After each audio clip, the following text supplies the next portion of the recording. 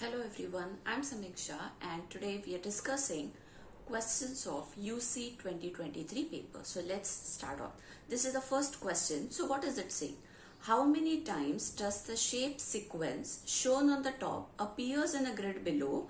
The sequence may appear top to bottom, bottom to top, left to right, right to left, or at any angle. So reading the question is very much necessary because this pattern is just not going to be available horizontally or vertically or in one direction, but it might be also diagonal.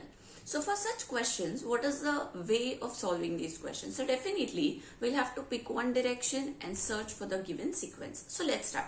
So if you can see the first element that is there, it's a hexagon. So start looking for an hexagon. Let's first do horizontally, then we'll try vertically, and then we'll go diagonally. So if we try, this is the first hexagon. Now look both ways. Horizontally, that is left to right and right to left. So if I try it here, I don't see the pattern.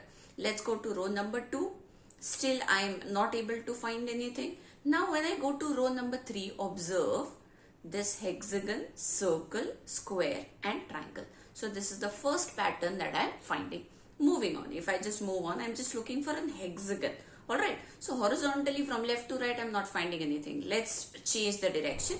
Now when you change the direction, here at the bottom, you would see the second pattern where you can have the same elements in the given sequence. So horizontally we are done. Now let's try to do similar exercise vertically. Now when I'm looking vertically, again my approach is same. I'll look for an hexagon, right? So this is the hexagon. So if you look at the sky, the hexagon, circle, square and triangle. So this is the third pattern or the third sequence that I'm getting. If I look further, there aren't any. Now the next challenge is to see diagonally. Now again diagonally you check the same pattern. So if you go that way round, this is the first instance where you're going to find the same pattern.